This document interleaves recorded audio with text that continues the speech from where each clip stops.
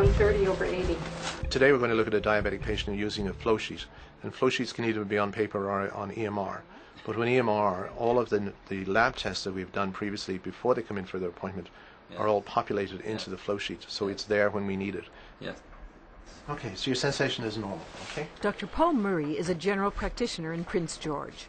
He and his partners started using electronic medical records in the year 2000, and they've never looked back.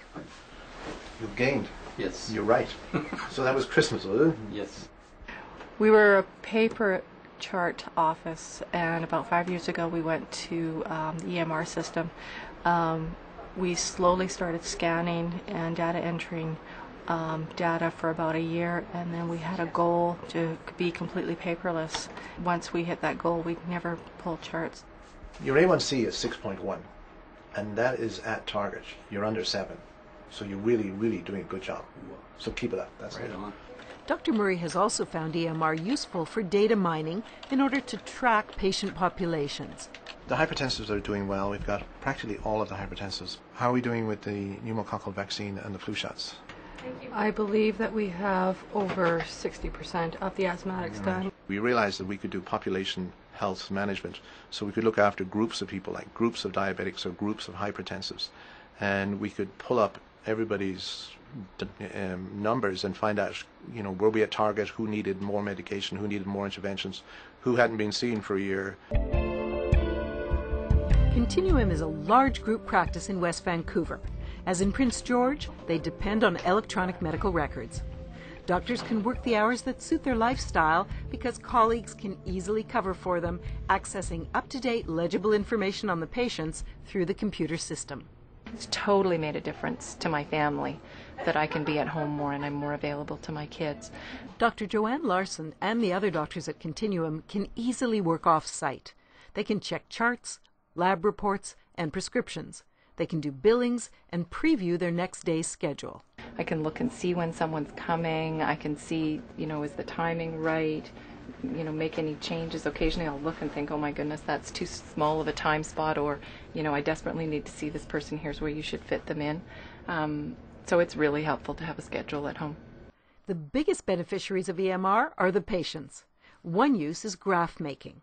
This graph shows how a patient's triglyceride levels dropped once she started to exercise and watch her diet. When you show that to the patient in a graph, it's really motivating for them to see how well they've done over time.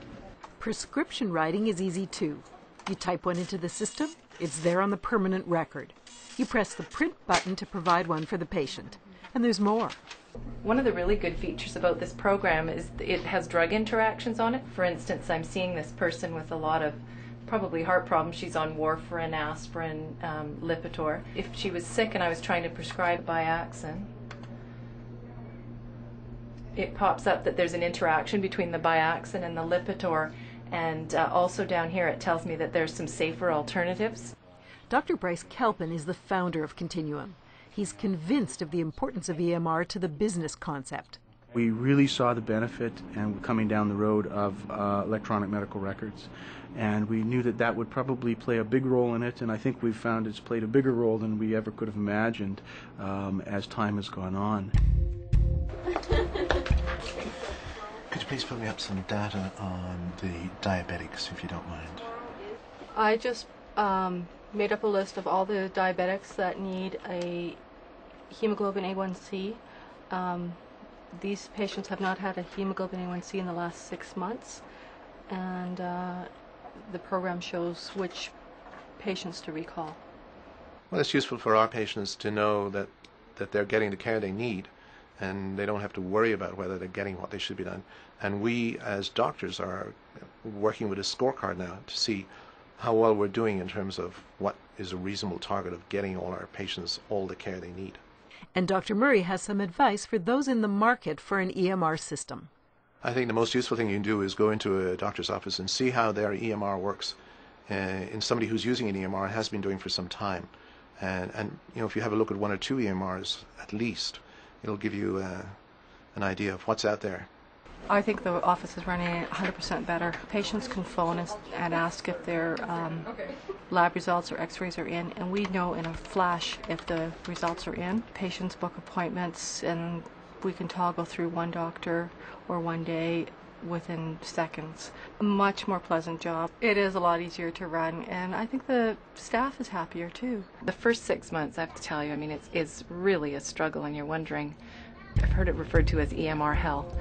By 6 months, your life becomes so much easier. It's just hugely helpful. I've never talked to anybody who's done it who wants to go back. Not in a million years. No, I would not go back. I think my handwriting's got worse since I started typing all my notes, and I just love the system the way it is, and I would never go back.